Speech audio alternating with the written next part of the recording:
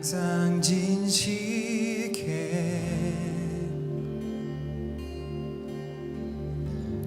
내 맘 바꾸사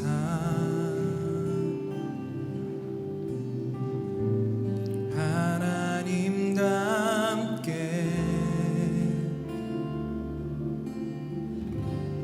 하여 주소서. 함께 고백하며 찬양할까요? 항상 진실게 항상 진실게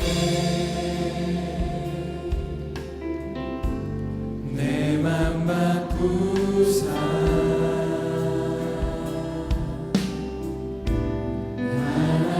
하나님답게 하여 주소서. 이 고백 다시 한번 주님 앞에 올려드리며 항상 진실게 항상 진실게 내 맘 바꾸사 내 맘 바꾸사 하나님답게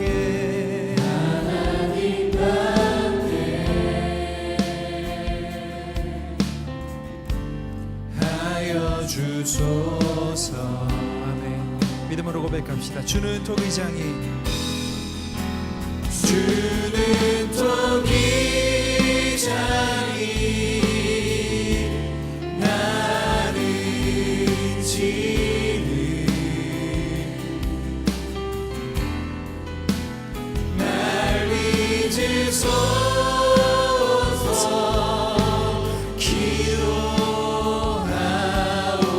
기도하오니 항상 진실게 항상 진실게 내 맘 바꾸사 내 맘 바꾸사 하나님답게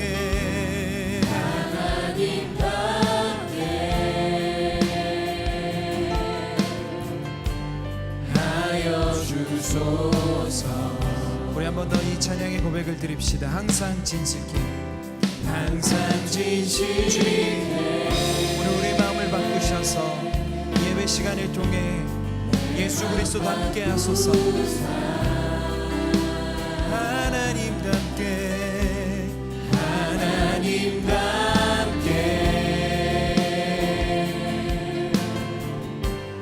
하여 주님은 그럴 능력이 있으신 분입니다. 주는 토기장이 주는 토기장이 나는 지는 날 믿으소서 날 믿으소서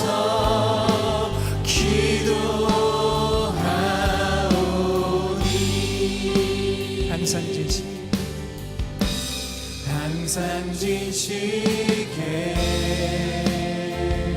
내 맘 바꾸사 내 맘 바꾸사 하나님답게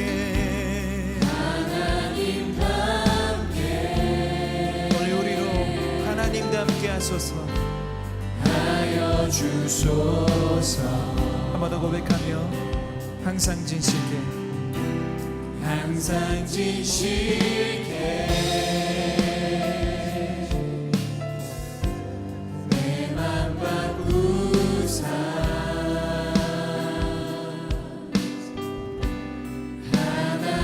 하나님답게 하여 주소서. 한 번 더 고백합시다. 항상 진실게 항상 진실게 내 맘 바꾸사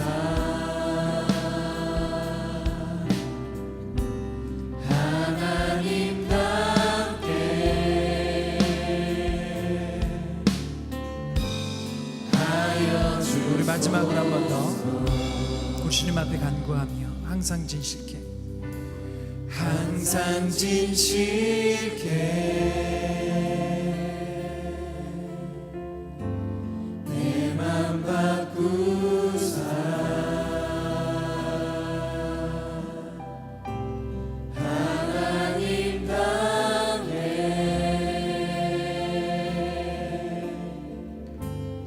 하여 주소서. 아멘. 오늘 하나님께서 여러분들의 마음을 하나님의 형상을 담는 귀한 그릇으로 빚으실 줄 믿습니다.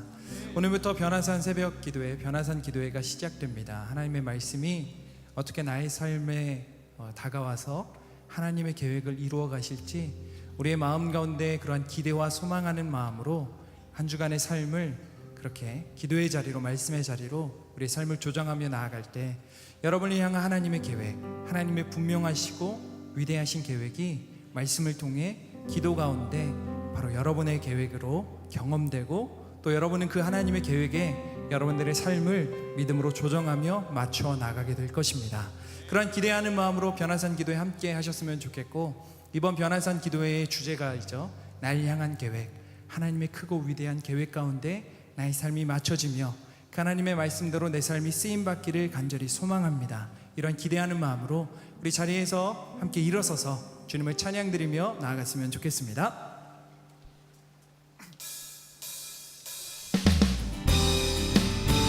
우리 박수 치면서 찬양할까요? 내 앞에 주어진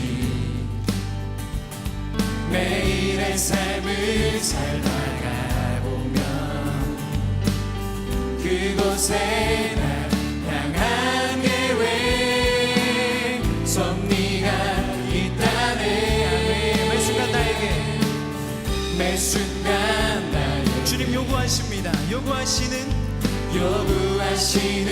작은 믿음들 그곳에 날 향한 계획 섭리가 있다네. 고백합시다. 지금 여기 계시며 내 삶의 말씀에 주시는 하나님 내 삶에 역사하시는 진실한 나의 하나님을 찬양해. 다시 한번 고백하며 찬양할까요?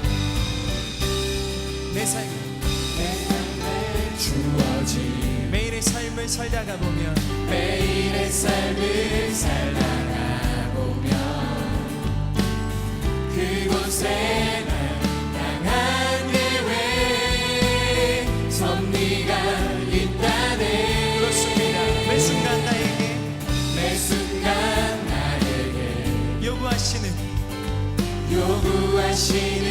작은 믿음들 그곳에 날 향한 계획 섭리가 있다네. 고백하며 지금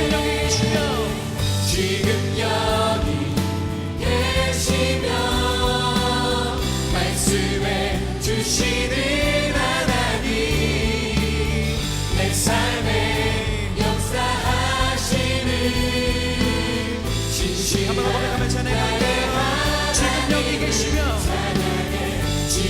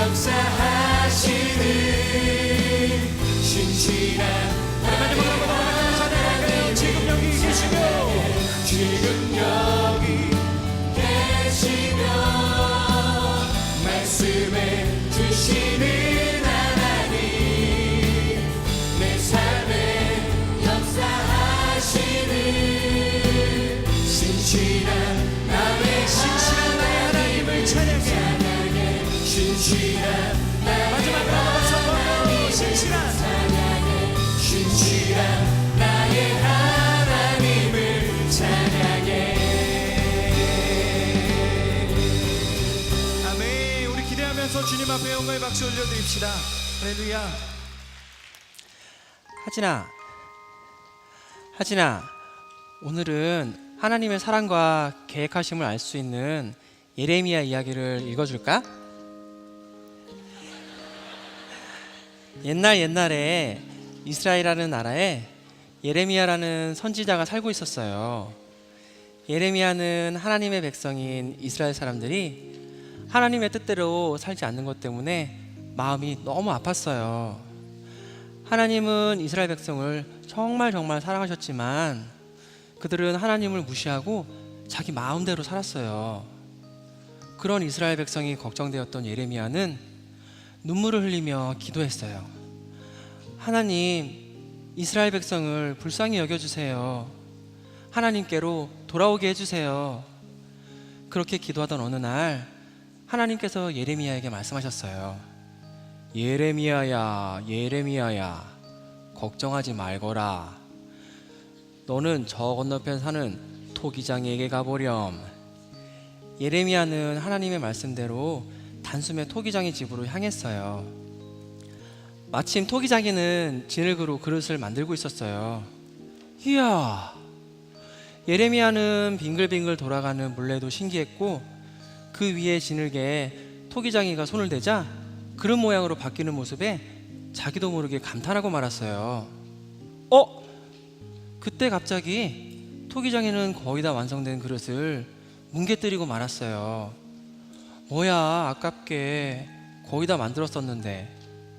그 순간 놀라운 일이 벌어졌어요. 토기장이는 뭉개진 진흙을 다시 돌리며 그릇을 만들기 시작했던 거예요. 우와, 아까보다 더 완벽하잖아? 정말 대단해. 그렇게 감탄하고 있을 때 하나님은 예레미야에게 말씀하셨어요. 예레미야야, 신기하니? 토기장의 솜씨가 대단하고 놀랍지? 예레미야는 신나서 대답했어요. 네, 정말 멋지고 근사해요. 어떻게 저런 훌륭한 그릇을 순식간에 만들 수 있죠? 하나님께서 말씀하셨어요. 토기장이니까 가능하단다. 토기장이는 손에 있는 진흙은 볼품없는 어떤 진흙도 멋진 그릇이 될 수 있지. 아, 그렇구나. 예레미야는 고개를 끄덕였어요. 예레미야야, 그러니까 이 진흙 같은 이스라엘 백성을 걱정하지 말아라. 나는 그들의 토기장이란다. 그들이 자기 마음대로 살다가 망가져도 토기장인 내가 멋지게 다시 빚어줄 테니까. 하진아, 아빠가 들려주는 이야기는 여기까지고, 자, 지금부터는 목사님의 이야기를 들어보자.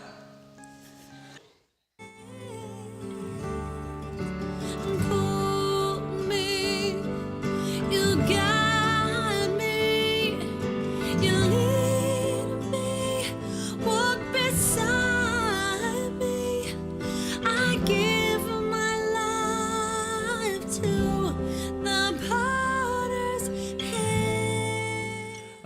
우리 토기장이의 꿈, 오늘 첫 번째 말씀, 주는 토기장이라고 하는 제목으로 함께 나누려고 합니다. 우리가 오늘 이런 질문을 가지고 시작합니다. 정말 하나님께서 나를 향한 계획을 가지고 계시는가? 여러분들에게 한번 물어봅시다. 하나님은 여러분들을 향한 계획을 가지고 있나요? 정말 하나님이 나를 향한 계획이 있는가? 문제는 하나님이 나를 향한 계획을 가지고 있다는 것을 모르는 것도 문제지만, 내가 그렇게 믿고 있지만 우리들의 인생에는 우리가 대답할 수 없는 문제들이 너무 많다는 겁니다. 지금 일어나고 있는 여러분들의 일 하나하나 여러분들이 이해할 수 있는 일이고 여러분들이 대답할 수 있는 일들인가? 그게 참 우리를 힘들게 합니다. 지난해 판교 테크노밸리에서 축제를 하다가 환기통에 빠져서 많은 사람들이 세상을 떠났습니다. 그 중에 한 사람, 여러분들과 함께 예배를 드리던 청년 공동체 리더 하나가 목숨을 잃었습니다. 제가 그 이야기를 듣고 서울대학병원에 갔을 때 입관 예배를 드리며 막 지방에서 올라온 부모님들 앞에서 나에게는 위로할 말이 없었어요. 무슨 말로 어떻게 위로를 합니까? 35살이라고 하는 나이는 너무 젊은 나이고 그렇게 죽어야 되는 것을 어떻게 우리가 설명할 수 있는 겁니까? 그리고 그 35이라고 하는 나이가 저에게 있어서는 또한 특별한 일이었어요. 초등학교 때부터 나하고 가장 친했던 친구가 35살에 사고로 세상을 떠났어요. 너무너무 억울한 사고였어요. 하나님, 이런 사고들 앞에서 정말 하나님의 인도하심이 무엇입니까? 어쩌면 지금 이 시간 여러분들에게 여러분들 스스로 대답할 수 없는 참 많은 문제들이 있기 때문에 내가 하나님의 계획 가운데 있다고 하는 것을 설명할 수 없는 일들이 우리들에겐 참 많은 것 같아요. 마태복음 10장 29절부터 31절에 예수님이 직접 이렇게 말씀하셨어요. 참새 2마리가 한 아사리온에 팔리지 않느냐. 그러나 너희 아버지께서 허락하지 아니하시면 그 하나도 땅에 떨어지지 아니하리라. 두려워 말아라. 너희는 많은 참새보다 귀하니라. 그 많은 참새 중에 하나도 그냥 떨어지지 않는데 하나님의 계획이 있는데 하물며 너희를 향한 하나님의 계획이 없겠느냐. 우리가 설명할 수 없는 죽음들과 때로 설명할 수 없는 우리의 고통 가운데 하나님의 인도하심이 정말 있는 걸까요? 우리가 죽음에 대해 설명할 수 없는 이유는 삶을 내 것이라고 생각하기 때문인 것 같아요.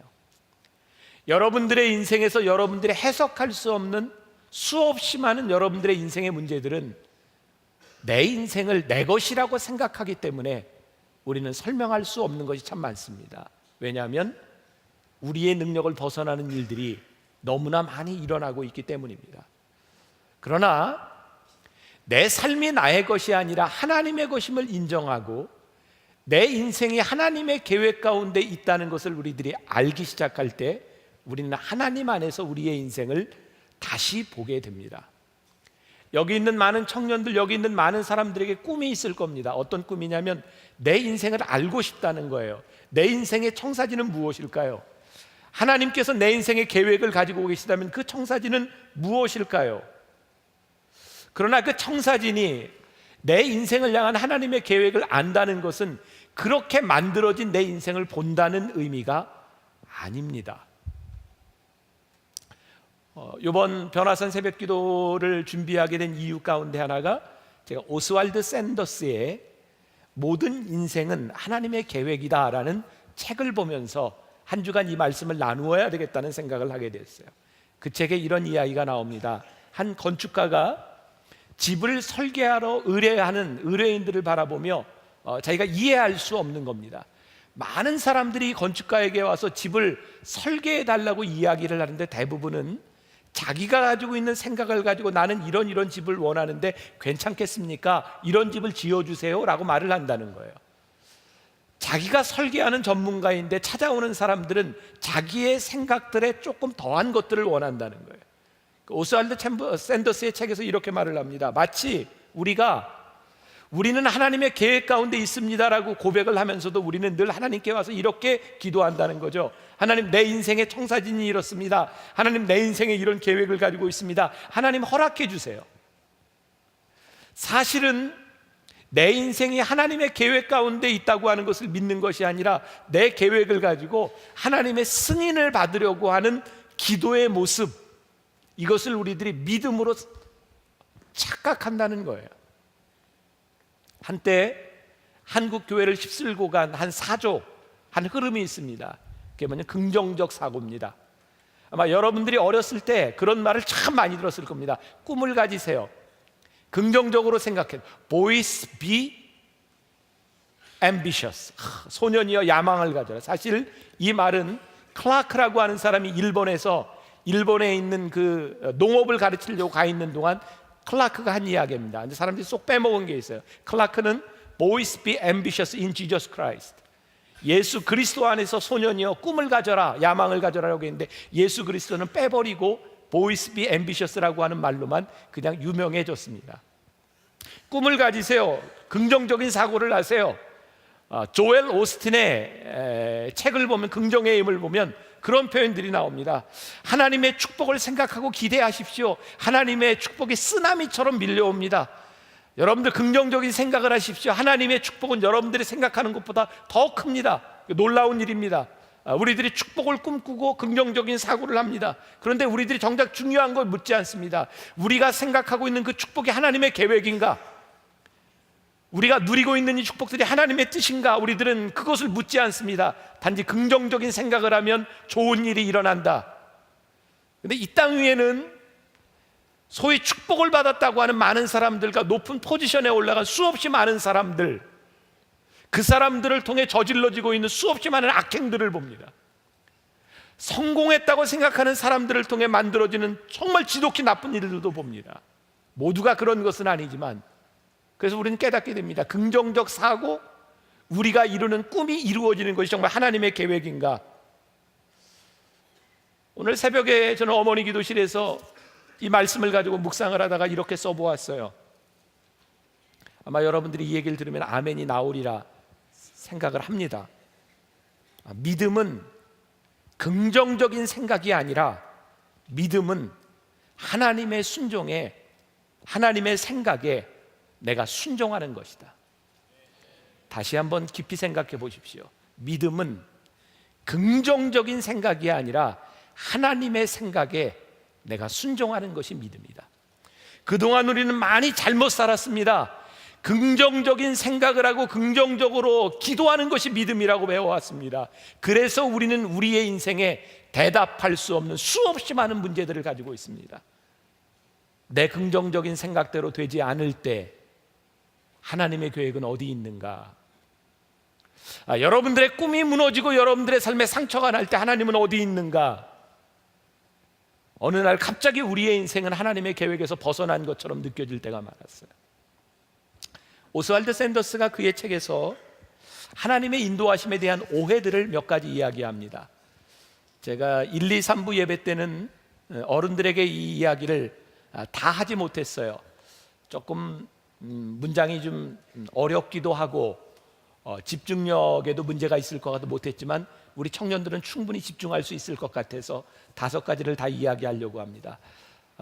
귀를 쫑긋 눈을 반짝 하고 들어보세요. 자, 첫 번째 오해, 내 의지를 포기하고 하나님께 모든 것을 맡기면 내가 원하지 않는 힘든 일을 강요하실 것이라는 오해이다.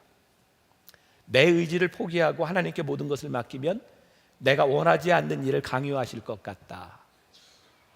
하나님의 계획이 정말 그런 걸까요? 물론 그럴 때도 있을 것입니다. 그러나 우리가 믿는 것이 있습니다. 하나님은 우리들에게 좋은 것을 주십니다. 그 좋은 것이 무엇이냐를 깨닫는 것이 믿음인데, 분명한 것은 내 의지를 포기한다고 하나님은 우리 인생에 내가 원하지 않는 것을 주시는 분은 아닙니다. 자, 두 번째, 비합리적인 것들을 우리들에게 요구하실 것이라고 하는 오해입니다. 하나님은 우리를 합리적으로, 이성적으로 창조하셨습니다. 하나님은 우리들에게 비합리적인 것을 요구하시는 분이 아니십니다. 그러나 하나님의 계획과 하나님의 요구가 우리의 생각을 뛰어넘는 경우가 있습니다.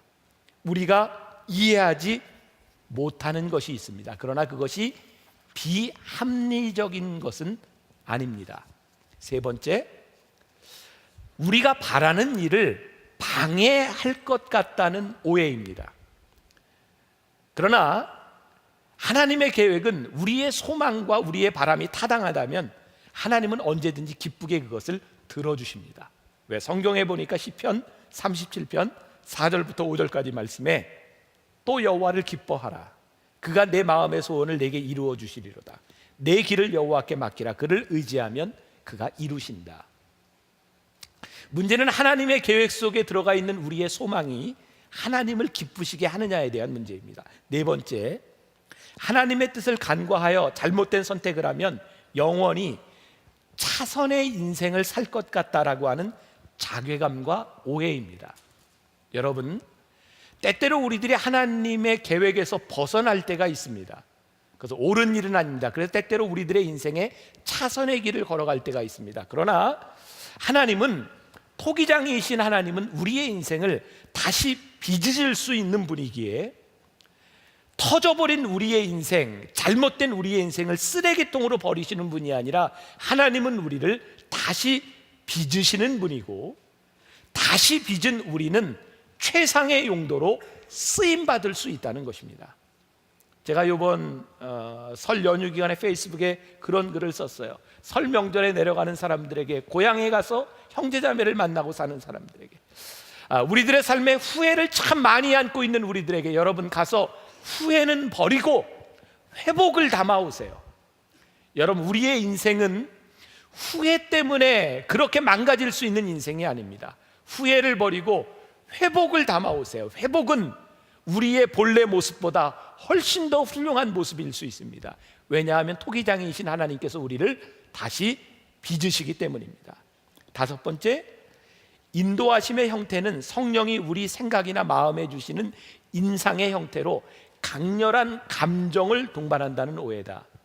이 오해, 우리들이 새벽 말씀을 통해 하나씩 짚어가겠지만, 많은 크리스찬들에게 있어서 갑자기 불현듯 일어나는 우리의 감정들을 하나님의 계획으로 착각하지 않도록 조심하고 점검할 필요가 있습니다. 다섯 번째, 우리의 직감이 하나님의 음성이라는 오해이다. 어느 날 갑자기 그런 일들이 일어나죠. 기도하는데 갑자기 마음이 딱 들었는데, 오, 왔어. 이게 하나님의 뜻이야. 여러분들에게 흔히 또 잘 오는 게 그런 거죠. 청년부 공동체에 딱 왔는데 한 자매를 봤는데 왔어. 하나님이 이거 확실해. 그리고 우리들에게는 이해될 수 없는 일들이 일어난 거죠. 내 느낌은 확 왔는데 이미 다른 남자가 있어. 그럼 그 느낌은 뭐야? 여러분, 우리들에게 오는 직감이나 느낌들이 하나님의 뜻이라고 오해하지 마십시오. 그것은 점검의 시간들이, 점검의 방법들이 우리들에게 아주 필요한 것입니다. 일곱 번째, 일이 잘 풀리는 것을 무조건 하나님의 신호라고 오해하고 밀고 가지 마십시오. 여러분들이 앞으로 살아가면서 여러분들의 인생에 잘 나갈 때가 있을 겁니다. 야, 하나님이 나를 축복하시는구나, 내 인생이 잘 나가는구나. 그때 여러분들이 점검할 필요가 있습니다. 여러분, 요나가 하나님의 명령을 피해서 도망갈 때 딱 도망간 그곳에 그가 도망갈 배가 준비되어 있었습니다. 요나는 그 배를 타고 도망갑니다. 어쩌면 일이 그렇게 잘 풀릴까요? 준비되어 있는 배. 그러나 그것이 하나님의 뜻은 아니었습니다. 여러분들의 인생에서 분명히 점검해야 될 필요들이 있습니다. 또 여덟 번째, 기회의 문이 닫히면 다 끝났다라고 오해하지 마십시오. 하나님께서 여러분들의 인생에서 여러분들의 앞을 딱 막으실 때는 하나님의 계획이 틀어진 것이 아니라 앞이 막혔으니 뒤를 돌아보라고 말씀하실 때가 있습니다. 앞이 막혔으니 네 옆을 보아라라고 말씀하실 때가 있습니다. 지금 여러분들 앞에 막혀져 있는 것은 여러분들에게 절망이 아니라 하나님의 계획이 계속해서 이루어지고 있음을 알아야 한다는 말씀입니다. 아홉 번째, 머리를 비웠을 때 떠오르는 생각, 그것을 하나님의 인도하심으로 받아들여라라고 하는 이런 몰상식한 가르침에 주의하십시오. 우리가 믿는 하나님, 기독교는 명상의 종교가 아닙니다. 가슴을 비우고 머리를 비우고 생각하다가 갑자기 생각이 확 들어오면 이것은 명상입니다. 성경은 우리들에게 뭐라고 말씀하시지 합니까? 사도 바울도 골로새에 있는 교인들에게 이렇게 합니다. 모든 신령한 지혜와 총명의 하나님의 뜻을 아는 것으로 채워지기를 원한다. 우리들이 하나님의 뜻을 분별하고 하나님의 계획 속에 살아가기 위해서는 우리의 머리와 우리의 가슴이 채워져야 합니다. 말씀으로 채워지고, 우리가 이제 새벽에 또 이제 하나하나 배우겠지만 우리 신앙의 동료들의 조언으로도 채워지고, 믿음의 동역자들이 생겨지고, 우리들에게는 하나님의 뜻을 알 수 있도록 하는 많은 계획들이 준비되어 있는데 우리들이 그것들을 하지 못함으로 인해서 오해 가운데 빠질 때가 많이 있습니다. 우리가 하나님의 계획을 가지고 하나님의 계획을 알고 살아간다고 하는 것은 이미 결정된 미래를 살아간다고 하는 것이 아니라는 것도 우리는 분명히 알아야 합니다. 여러분들의 결정과 여러분들의 선택이 여러분들 미래에 분명히 중요한 영향을 미치고 여러분들을 만들어갑니다. 그래서 우리들이 하나님의 인도하심 가운데 살아간다고 하는 것은 어떤 선택과 어떤 결정을 잘할 것이냐고 하는 것을 배워가는 것이고 하나님께 맡기는 것입니다.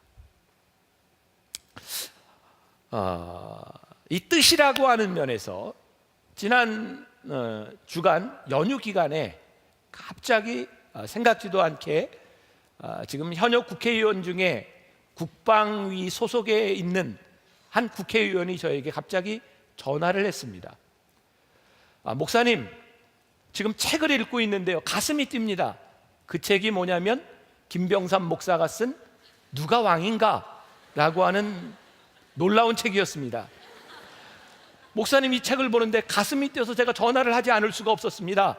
그러면서 그 책은 이스라엘이 북이스라엘과 남유다로 이렇게 나눠지면서 그 왕들의 이야기였고, 우리 시리즈로 설교 계속했죠. 그 책이 아마 제가 썼지만 제가 뭘 썼는지 다 기억할 수 없는데 그런 구절이 있었던가 봐요. 하나님께서 남과 북을 나누신 이유 가운데 하나는 하나님께서 그들을 멸망하려 하심이 아니요, 그들을 통해 하나님의 역사가 이어지도록 그런 남북이 나눠지는 역사가 있어서, 이분이 국방위 소속이기 때문에 그런 생각을 했던 모양. 목사님, 책을 읽다가 하나님이 저에게 가슴을 뛰게 하셨는데 남과 북이 나누어진 것이 하나님의 뜻이죠. 하나님의 뜻이죠. 하나님이 우리 민족을 향한 계획을 가지고 계시죠. 그분이 가슴이 뛰는 거예요. 제가 그분의 이야기를 들으면서 그랬습니다. 맞습니다. 그런데 제가 한 가지 교정을 해드려야 될 것 같습니다. 남과 북이 갈라진 것으로 우리 민족이 잘못된 것은 아니지만 그것이 하나님의 뜻은 아닙니다. 일제시하에서 우리 민족이 그렇게 힘들고 어려울 때 하나님은 우리 민족에 너무나 큰 축복을 주셨습니다. 그것은 해방이었습니다. 근데 해방된 우리 민족이 하나님께서 우리들에게 주신 축복을 잘 누리지 못함으로 인해서 이데올로기라고 하는, 공산주의와 민주주의라고 하는 그 이데올로기 논쟁을 통해서 남과 북으로 갈라진 것은 우리가 축복을 제대로 가지지 못한 우리의 실수입니다. 우리의 잘못입니다. 그래서 북쪽은 소련에 의해서, 남쪽은 미국에 의해서 지배를 당해야 되는 그런 어려운 시간을 지나갔으나, 기도하며 이 나라를 염려하는 사람들을 통해 하나님은 이 민족을 버리지 아니하시고, 특별히 이 남쪽을 통해서 하나님이 경제적인 번영과 이렇게 힘을 주신 것은 우리 민족을 사랑하시는 하나님의 뜻이 거기에 있는 것입니다. 남북이 갈라진 것이 하나님의 뜻이 아니라, 남북이 갈라진 그 아픔 가운데서 이 민족에 대한 소망을 갖게 하신 하나님의 뜻이 있는 것입니다. 그것을 구별하면 좋겠습니다. 그분이 이렇게 얘기했어요. 목사님, 제가 국방위 소속으로 있는 이유, 하나님께서 저에게 통일을 준비하라고 저에게 주신 것 같습니다. 가슴이 뜹니다. 그렇습니다. 지금 여러분들에게 일어나고 있는 여러분들의 허물과 어려움과 그 모든 것들이 하나님의 계획이 아닌 것들이 참 많이 있습니다. 그러나 하나님께서는 그것을 그냥 두신 것이 아니라 우리를 다시 지으시려고 우리를 버리지 아니하시고 우리를 하나님의 뜻 가운데 토기장이의 손으로 우리를 다시 빚어가신다고 하는 말씀입니다. 이게 우리들에게 놀라운 소식이고 우리의 가슴을 뛰게 하는 것입니다. 하나님께서 패역한 이스라엘을 바라보며 그 나라가 망해가는 것을 바라보며 예레미야는 눈물을 흘리고 그 민족을 향해 아파하고 있을 때 예레미야를 불러서 보게 하신 거예요. 토기장이에 들린 그 진흙을 빚고 그릇을 만들 때 망가진 그 그릇, 그것을 버리지 아니하고 다시 빚어가는 그 모습을 바라보며, 예레미야야, 토기장이도 저러할진대 너를 지으신 여호와 하나님께서 너희를 그냥 두시겠느냐. 문제는 망가진 것이 아닙니다.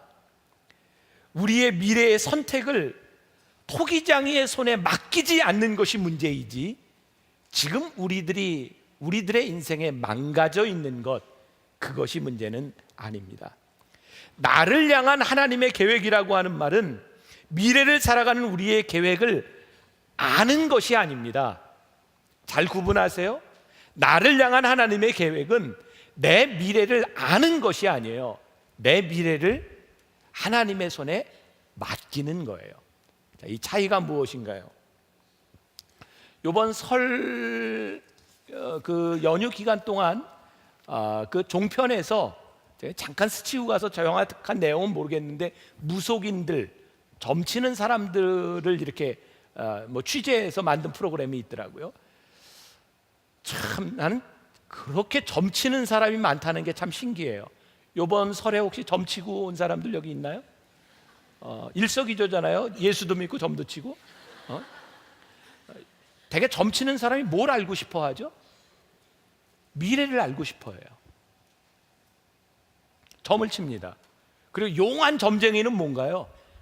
우리가 딱 들어갔을 때 맞히는 거예요. 사주팔자 보면 뭐 어쩌고 저쩌고 이렇게 될 것이다. 여러분, 믿음은 우리의 미래를 아는 것이 아닙니다. 믿음은 하나님의 계획 속에 우리들이 살아간다고 하는 것은 내 미래를 아는 것이 아니라 앞으로 바뀌어질 미래를 하나님께 맡기는 겁니다. 우리의 인생은 내 미래를 아는 것으로 끝나는 것이 아니라 내 인생을 바꾸실 하나님 앞에 내 인생을 맡기는 겁니다. 그래서 우리들에게 소망이 있는 겁니다. 여러분, 내 미래를 안다고 바뀌는 것이 아니라 내 미래를 바꾸시는 하나님 앞에 나를 맡기는 것, 그것이 토기장이의 손에 우리의 인생을 맡기는 겁니다. 오늘 여러분들에게 제가 챌린지합니다. 여러분들의 삶을 한번 하나님 앞에 맡겨 보시겠습니까? 지금까지 살아오는 동안 여러분들의 계획, 깨어졌던 여러분들의 꿈, 그것으로 끝나는 것이 아니라 우리의 삶을 바꾸실 하나님의 능력 앞에 우리들이 무릎을 꿇고 순종하고 내 인생을 한번 맡겨 보시겠습니까? 이사야 64장 8절에 보니까 그러나 여호와여 이제 주는 우리 아버지시니이다. 우리는 진흙이요 주는 토기장이시니 우리는 다 주의 손으로 지으신 것이니이다. 여러분들은 그런 고백을 할 수 있나요? 하나님이 지금도 나를 만들어가고 계신다. 나를 빚어가고 계신다. 여러분들에게 그 믿음의 고백이 있으신가요? 만일 여러분들이 이 고백이 없다면 이번 변화산 기간에 여러분들을 향한 지으심에 대한 고백이 있기를 소원합니다. 제가 오래전에 읽었던 신문 국민일보 겨자씨라고 하는 작은 란에 소개된 글이 있습니다. 옛날에는 교회가 크지 않을 때는 교회에서 늘 이렇게 가족창 경연대회 이런 걸 했어요. 가족들이 함께 나와서 찬송 부르고, 어느 교회에 가족창 찬송 경연대회가 있었습니다. 한 집사님이 가족이 찬송을 부르다 가사를 틀렸어요. 교인들이 깔깔대고 웃습니다. 그 집사님은 얼굴이 홍당무가 되어 자리에 들어와 고개를 들지 못했습니다. 이어 목사님 가정이 찬송을 불렀는데 목사님도 가사를 틀리게 되었어요. 교인들은 다시 깔깔대고 웃었고 사모님과 자녀들은 왜 틀렸냐고 핀잔을 주는 얼굴로 목사님을 바라보았습니다. 그리고 얼마 지나지 않아 이 목사님이 돌아가셨어요. 장례를 마치고 장로님들이 목사님의 유품을 정리하다가 일기장을 발견했습니다. 일기를 쭉 읽는데 이런 내용이 있었어요. 가족 찬송 경연대회가 있었다. 김 집사가 찬송을 부르다 틀려서 교인들이 다 웃었는데 김 집사가 너무 무안해했다. 분위기가 이상해지는 것 같아 다음 차례로 우리 가족이 찬송을 부를 때 나도 일부러 틀려주었다. 다시 교인들은 깔깔대고 웃었다. 그때 슬쩍 김 집사를 보니 목사님도 가사를 틀릴 수 있구나라고 생각하고 안도하는 것 같았다. 오늘도 작은 일로 한 영혼에게 위로를 줄 수 있어서 기쁜 하루였다. 세상에서 제일 아름다운 마음은 남의 허물을 가려주려고 나의 허물을 받아들이는 마음이다. 허물이라고 하는 말이 저에게 들어왔어요. 우리가 인생을 살다 보면 수없이 많은 크고 작은 허물들이 우리들에게 생겨요. 아무도 모르는 내 안에 나만 알고 있는 허물이 있어요. 그런가 하면 모든 사람들이 알고 있는 나의 허물이 있어요. 그런데 오늘 말씀을 준비하다가 저에게 들어온 생각이었어요. 하나님의 계획 가운데는 우리의 허물을 덮으시는 것도 포함되어 있구나. 우리가 허물이 없는 인생을 살아가는 것이 아니라 내 안에 있는 허물도 덮으시는 하나님의 계획. 우리들에게 언제 허물이 찾아오나요? 실수할 때도 있고 그 허물을 내 능력껏 해결할 수 없는 문제들이 우리들에겐 참 많이 있어요. 여러분들에게 허물이 무엇인지 모르지만 제 안의 허물, 제 안에 있는 가시, 내가 해결할 수 없는 그것으로 인해서 저는 참 연약한 것이 많아요. 지난 몇 달 동안 저에게는 참 우울했어요. 우울함이 지나쳐서 저에게 우울증이 찾아왔어요. 제가 우울증이 왔다니까 여러분들 마음이 참 편안하죠? 여러분들은 가끔 우울해요? 안 우울해요? 우울해요. 제가 2부 예배 때 청소년부 예배 설교를 하는데 청소년들한테 너희도 우울하냐 그랬더니 그렇다 그러더라고요. 애들도 우울해요. 우리가 우울해지는 때는 언제일까요? 내 마음대로 되지 않을 때 우리는 참 우울합니다. 저에게 우울증이 찾아왔어요. 견딜 수 없이. 내가 참 열심히 살았는데, 나는 목회를 하면서 내가 최선을 다해 살았는데, 내가 건강하게 오래 사는 게 문제가 아니라 내가 일하는 동안 정말 건강하게 일하고 싶어서 내 몸을 잘 지키려고 노력했는데, 제가 어제도 8km를 뛰었어요. 이번 주에 2번 8km 뛰었어요. 지난주에 2번 8km 등산했어요. 제가 아프기 전에 정말 일주일에 2번은 뛰고 2번은 스케이트 타고 아침 저녁으로 푸시업 100개씩 해요.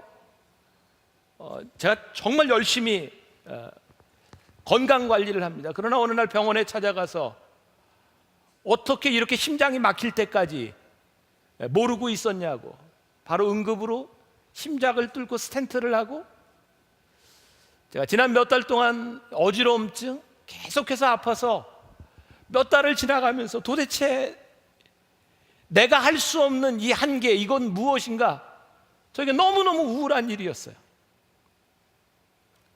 오늘 새벽에 일찍 일어나서 책상에서 말씀을 폈을 때 하나님께서 저에게 깨닫게 하신 것이 있어요. 너의 우울함은 내 스스로 할 수 없는 것 때문에 찾아오는 그 우울함은 어쩌면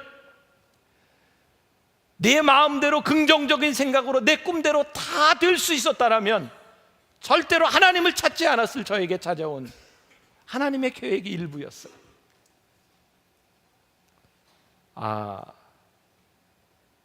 내 맘대로 하지 못하는 것 때문에 내가 하나님 앞에 내 인생을 다시 보게 되었구나.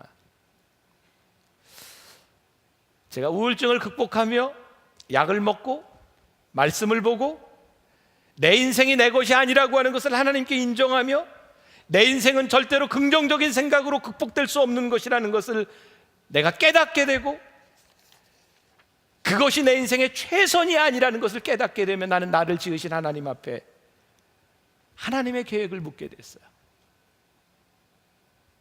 저는 오늘 여러분들에게 그렇게 도전하고 싶습니다. 여러분들이 가지고 있는 긍정적인 생각, 그것이 여러분들의 인생의 베스트가 아닙니다. 여러분들의 노력이 여러분들의 계획대로 만들어주지 않습니다. 그런데 오늘 말씀은 우리들에게 이렇게 얘기합니다. 토기장이의 생각이 베스트입니다. 토기장이는 망가진 그릇을 다시 만들어서 토기장이가 원하는 대로 다시 쓸 수 있습니다. 토기장이가 의도한 것이라면, 토기장이가 만든 것이라면 그 만들어진 그릇에 있는 흠집은 흠집이 아니라 그것은 포인트입니다. 왜냐하면 그 작가의 작품이기 때문입니다.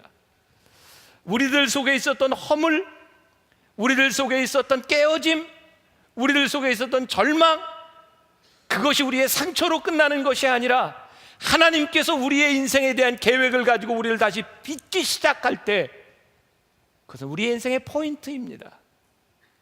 하나님의 계획의 일부입니다. 위작이 무엇이에요? 위작.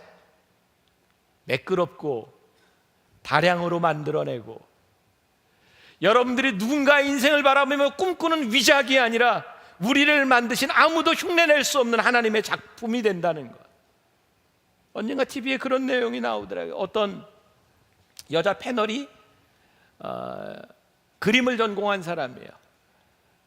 프랑스 파리의 몽마르트 언덕을 이렇게 갔을 때 정말 거기에서 그림 그리는 너무나 멋진 그림이 있어서 사왔대요. 화가의 눈으로 볼 때 이 그림은 틀림없이 몇 년 후에는 유명한 작품이 되고 돈이 될 거라고 생각을 하고 호텔에 가지고 왔는데 너무너무 흥분되더래요. 내일 가서 또 사야 되겠다. 목마르던 데에 또 갔답니다. 가서 깜짝 놀랐대요. 그 화가가 어제 산 그림을 너무나 빠르게 똑같이 그리고 있더래요. 너무나 잘 그린 그림, 아무 가치가 없는 겁니다.